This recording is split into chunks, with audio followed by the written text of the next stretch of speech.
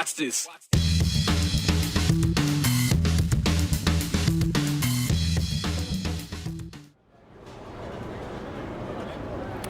And welcome to this special edition of the 208 from the Basque Block, or should I say Ongi Etorri, as they say here on the Basque Block, which means welcome in Basque. We are here to celebrate Jaialdi. It's the festival that's supposed to happen every 5 years, but it's been 10 years and finally making its return since 10 years ago. So we're kind of making up for some lost time. We're expecting a lot of people, big crowds, and a big party down here in downtown Boise. So come down and join us if you can. And of course, Jaialdi, for most people who don't know, it means festival in Basque. And there is a big contingency of Basque people here in Idaho, specifically about 16,000 of them in this community, makes up one of the largest communities of Basque people outside, per capita, outside the Basque Country. So it's pretty big. And if you're also new to the area, and maybe not familiar with the Basque Country itself, let's show you where that is. Here it is on a map. Take it all the way to Spain, in the northwest corner of Spain. That's where you're going to find the Basque Autonomous Country. It's along the coast. That's where you're going to find the city of Bilbao. Also, Pamplona is part of the Basque Autonomous provinces. That's where they do the running of the bills. Yep, that's all part of this.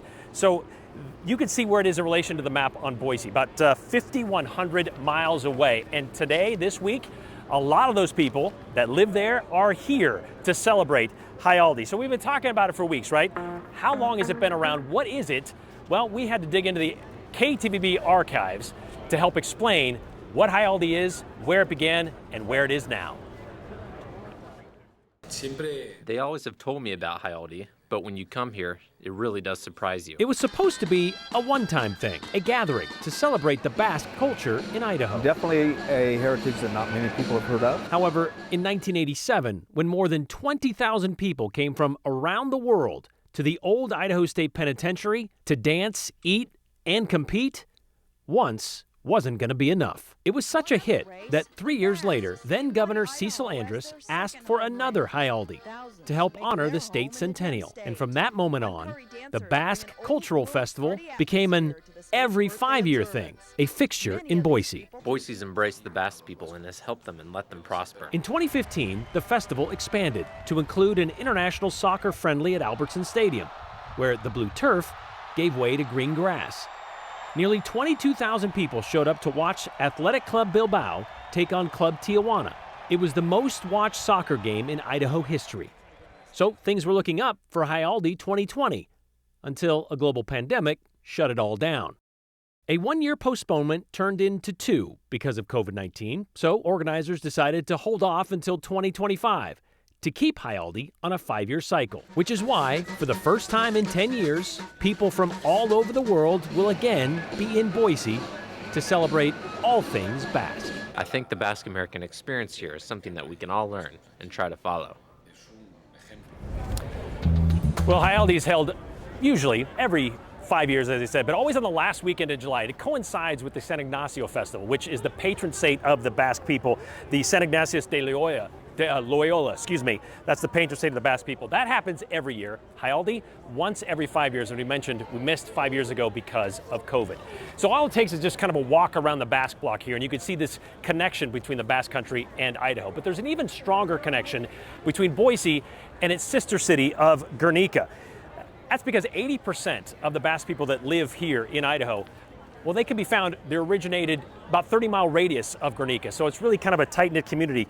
There's, of course, a bar at the end of the street called Bar Guernica. There's this tree here that's been planted. It's a sapling from the original tree of Guernica in the province of Biscaya. More on that. That has a rich history all its own. But there's also a memory shared by a certain generation of these people that takes it back to, well, I guess it would be April of 1937. And so there's a story there that connects this city, the Guernica, to Boise, and it's for those people that live through it, it's a harrowing tale.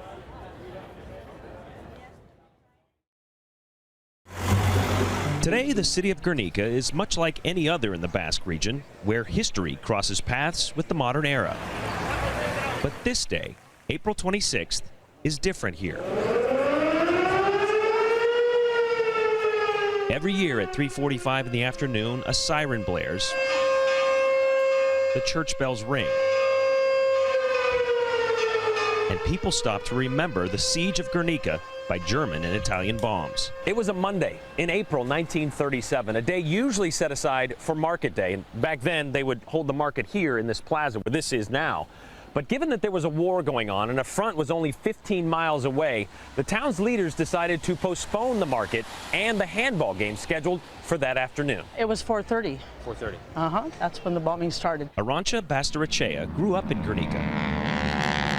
She says the planes, part of Germany's Condor Legion, came up the river from the north. They started off with blast bombs. The first stage, the second stage were incendiary bombs, and while at the same time they were machine gunning the population. Whoever could ran off into the nearby countryside, hiding in ditches, hiding wherever they could. One of those that was able to run was Mari Carmen Tortorica. She was 5 years old. So my 11-month-old brother, my mother, and myself, we had to get out of the house. And I remember, I do remember, like the bells ring, churches and some siren or something too. But, oh, well, and my mother said, let's go. Where are we going? You just follow me. Let's go. Mari Carmen says they headed for the hills outside of town and hid under a chestnut tree. From there, they watched the 50 or so planes return in waves. And they throw something there, and the dirt came out. And I said to mother, what happened? Don't look. People, they were killed, like about a dozen or something. For 3 hours, Mari Carmen waited out the deluge, silent and still as her legs cramped under that tree. I say, well, pray, pray. I say, what can I do? Pray. Well, and then I pray and I say, I already prayed, but pray more. How much I have to pray? Pray until I tell you. When the praying and bombing finally stopped, more than 70% of the town was destroyed. Historians say the death toll was hard to determine, but estimates range in the hundreds. Luckily, none of Mari Carmen's family was one of them. Later on, what I hear from my mother says, well, okay. We lose everything, the store, the house, everything, only with the clothing that we have ourselves, but at least we have daddy, and we'll make it. The town ultimately survived too, but the story that Guernica was a military objective was never believed by the Basque people. The objective was really just trying out new war tactics, which was terrorizing the population by machine gunning it. That's why remembering remains so important for the people of Guernica. Forgiveness is always possible, but forgetting is not. We were fortunate enough to be there 10 years ago in the city of Guernica when they did that celebration on April 26th, and so it was a pleasure to be there. It was awesome to see how the entire town just kind of stops down and then honors that day back in 1937. And the good thing is, Mari Carmen Tortorica is still with us today, and she's still sharing her story, so it was fun to hear her story. One of the Pablo Picasso's best works, you probably know that one, Guernica, was done after that bombing, and really shows the horror of what happened that day in Guernica. And I want to show you this as we head to the break here, about to. This is a map that they put up here to show where everybody has come from to visit during Jaialdi. And yes, there are many places all over the United States, but also all over the world. It is amazing that they come, but I also want to point out, look how thick it is from, of course, northern Spain, where the Basque Country is. It is pretty amazing. And just come down here and watch this thing fill up through the week as we get into the weekend. You know, it's not just Boise where there's a large Basque population. Coming up after the break, we're going to learn more about the Basque immigration to Idaho, because it went all over the place, and how they literally left their mark in the Wood River Valley.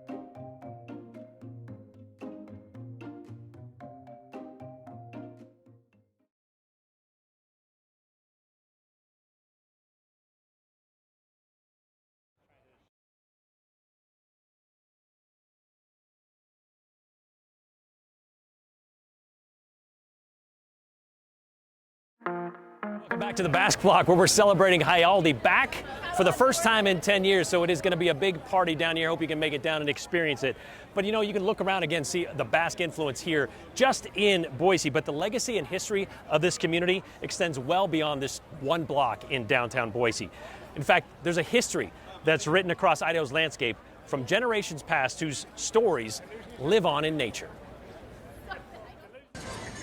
Basque influence is painted with pride throughout downtown Boise, an homage to the past while maintaining the living culture rooted from northern Spain. It's easy to find the influence on the Basque Block, but heralded history is written deeply in a more subtle fashion across Idaho. So the tree carvings are marks. They're literally marks made by Basque sheep herders when they were up in the hills. I think there's something in us as humans that wants to leave a mark. Dr. John Beater is a history professor at Boise State, focused on Basque studies. He's a part of an academic collective studying arborglyphs. They carved names and dates and towns where they were from and what they were missing. And so all of those are relatively anonymous markers that we are trying to bring to the public just to give a sense of what their lives were like. Basque immigrants came to the American West as far back as the 1840s, an opportunity to seek a better life during the gold rush. Many worked as talented sheep herders. If you want to understand this immigrant group, you have to go where they did, and that literally means to the hills. Dr. Beater and colleagues from the University of Nevada, Reno, and California State University, Bakersfield, universities known for their Basque studies, they're retracing steps that mainly center on the 1880s to 1980s. Boise's certainly the largest, for the arborglyphs in particular. The Sun Valley area, believe it or not, one of the wealthiest spots of the state, also has, I would argue, the largest collection of arborglyphs up there because that was massive, massive sheep country up there. The Wood River Valley celebrates the history every year during the trailing of the sheep, a time where modern-day sheep herders, many from Peru, continue their business. The Basque footprint isn't isolated, though. The trail of history winds back towards Boise into spots like Mountain Home. The earliest competitions with Basque handball, there'll be handball played this week, was between Mountain Home and Boise, and that was the big competition. The tree carvings can be found along the herding routes and communities that the Basque people lived and passed through. Shoshone, Gooding, as far away as Ontario, all along that Snake River Plain. Homedale is absolutely Gooding. Ontario still has a presence as well. It really kind of cracks open, I think, their humanity. Who are they? What are they missing? What's most important? What's on their mind? Yeah, and there are thousands of these across the state of Idaho, Brian, and really across our region. And a big reason why people like Dr. Beater are working to preserve them and study them, capture them, is because with climate change, things like forest fires, history is erased. So it is a very valuable part of culture that gives a window into generations past. And people that still do it today. And it's amazing some of the artwork that they use, because when you carve into those things, you have to expect they're going to expand as they grow and the tree gets bigger. So you got to make it pretty distinctive when you do it. And it's amazing, too, because it can take several years to finally see that final product as opposed to the initial carving. How far back do you say they go? They go back to at least the 1840s, 50s, 60s, somewhere in there. That's amazing, and preserving all those. All right, great story. Thank you very much. All right, so this is about the time where maybe you're starting to get a little hungry. No better place than to be down here on the Basque Block to find some great food. You know, you can already smell whatever's cooking down here. We're going to show you that next. Also, we're going to show you how to make paella. That'd be, well, paella Boise style.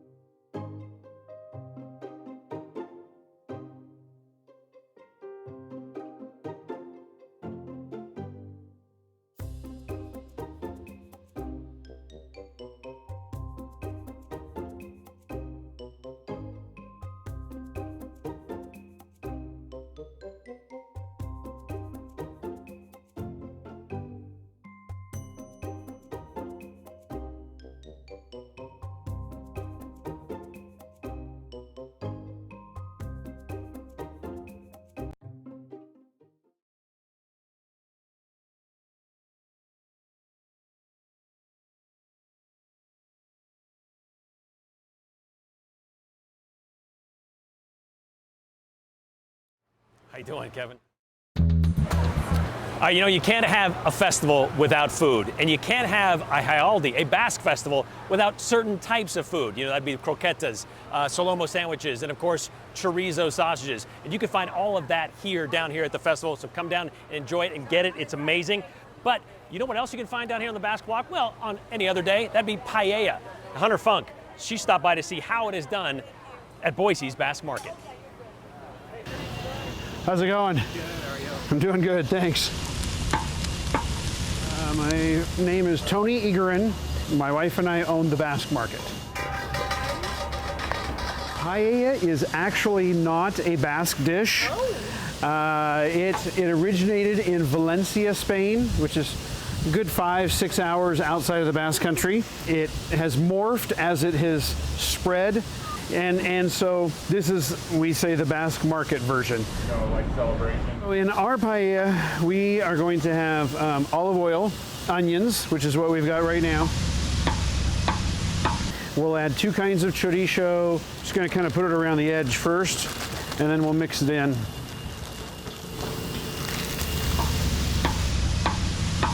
Green bell peppers. Smells awesome. Good, thank you. Little garlic. How's it going? Good, how are you? I'm doing good, thanks. Little smoked paprika. How are you, sir? Good, and yourself? I'm great. Rice from Valencia, Spain.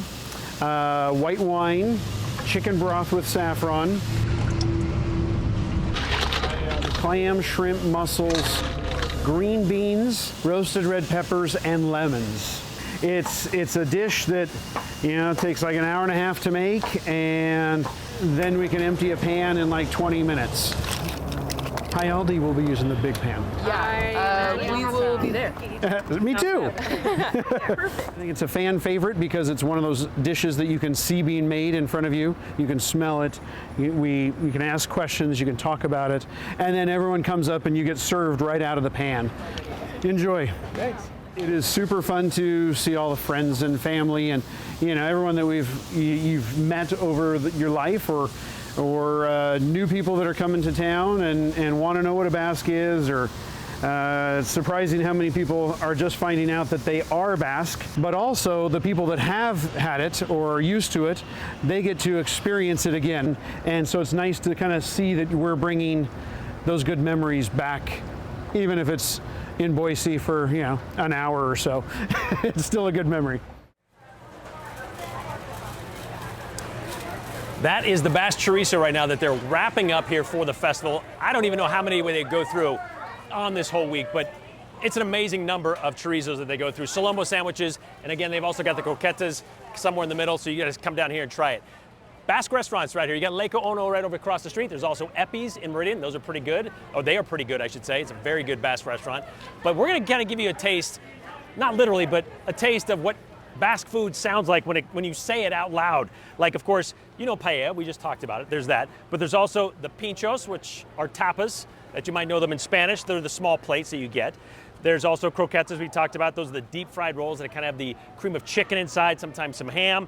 Chorizo, we already showed you that. The sausage going out. And what about the traditional Basque drink? Of course, you can't come down to the Basque Festival without having a calimocho, which, well, you might know is Coke and wine. More wine than Coke, just a splash of Coke, some cola. So come down and get that. It is an amazing thing. I know last night, for a fact, they went through about 60 boxes of wine on a Tuesday night down here. So it's pretty amazing. All right, we come back, we're gonna show you the latest addition to the Basque Block down here. We're gonna give you a tour of Kaisho Corner. So stay with us as we celebrate Jaialdi 2025.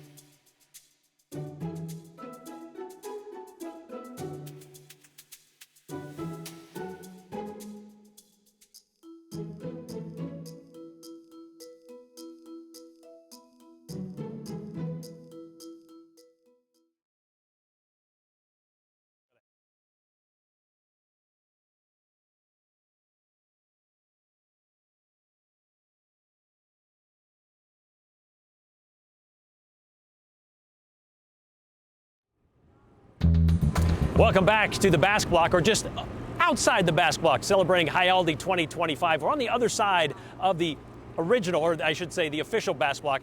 We're in Kaisho Corner. This would be the park, the newest park here in city of Boise, I think 101st. And joining right now is Doug Holloway, who will be the director of parks, and tell us a little bit more about this. Doug, this is like the 101, is that right? This is our 101st, Brian. 101st. Thanks for having us, by the way. And yeah, this is our 101st developed park. Okay. We have about 12 or 13 others that aren't developed, but this is the 101st one, and we're really, really proud of this one. And this park, there's a connection, not just to Basque, but basically to the beginnings of Boise here, of this plot of land. Yeah, absolutely. This celebrates a number of cultures, Brian. You know, it's not just the Basque, even though it's here in the Basque Block area, but it celebrates Chinese, Japanese, Greek, Irish ancestry. It just really is a celebration of what Boise's made of the melting pot that is here in Boise and how it started. And to show that, I mean, you guys put in these pillars here. Kind of explain what these are, if you would. Yeah, so these are what we call ancestral pillars.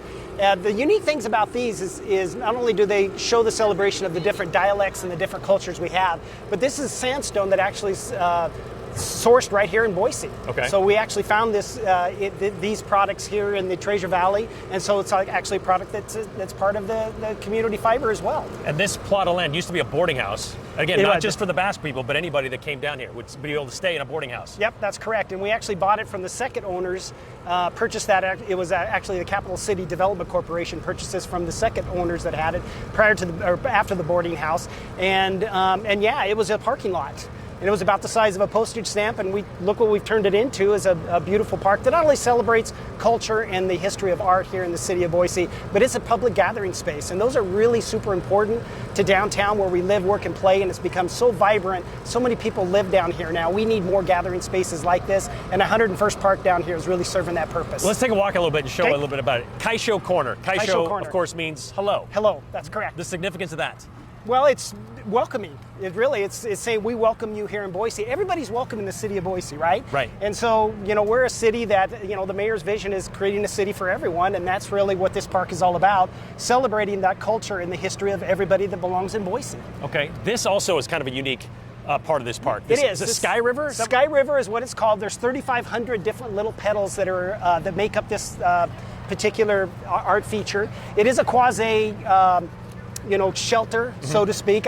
We don't get a ton of shade here, but we do get a little bit. Yeah. So that's really what this serves. But it really is a shout out to the Boise River and to the different tributaries, water tributaries that really are a big part of Boise's history. And some shade. These trees planted will grow up and eventually give us some of that. But I like the distance over there with the mountains. Yes. I mean, that kind of gives you an idea of like the connection between sheep herders, Basque, and this park. It absolutely does. That's called Dreamscape, and it's our bronze mountains that really does, again, give a shout out to the foothills. But it also is designed by the artist to show that this is a future diversity park that is for everybody. Doug, thank you very much for giving us a tour at Kaisho Corner. This is amazing. So yeah, come down. It's a gathering spot, as he said, so you can come down and enjoy it either during the Basque Festival, Jaialdi, or anytime throughout the year. Okay, so Jaialdi's really going to kick into high gear beginning tomorrow night, because tomorrow night, well, they're going to have sports night. Aside from the food, drinks, and everything else that's already going on, sports night is happening downtown here in Boise at the Idaho Central Arena. So that's going to be kind of cool, just a block west of here. You're looking at video from 2015. They're going to be traditional farm sports, things like wood chopping, weightlifting, wagon lifting, hay bale throwing. You've never seen that before, I'm sure. And if you're planning on going, there are a few words left, or a few words, I should say, you want to know before you go. Let's get to those. This is what you want to know when it comes to some of these sports, because you can impress your friends if you go to the games. All right, the rural sports, you know, like picking stuff up, throwing things around. Eri Kaidolak. Eri Kidolak, excuse me, that's what it is. Then there's the weightlifting, Ari Asho Sailak. Did I get that one right? How about for wood chopping? Ice Colorita. Ice Colorita. That's the wood chopping. Of course, they always have Paula there at the fronton on the Basque Block. That's not going to be featured, but you can see some pretty unique sports happening at the ICCU Arena tomorrow night. And of course, everything else is going to continue out here all the way through the weekend. Some of that stuff will go over to Expo Idaho as well. So be sure to check the schedule at ktvb.com to find out what you want to see most. Come down to the Basque Block and enjoy Jaialdi 2025. Thanks for watching. Continue with us and watch free now on the KTVB Plus app everywhere you stream.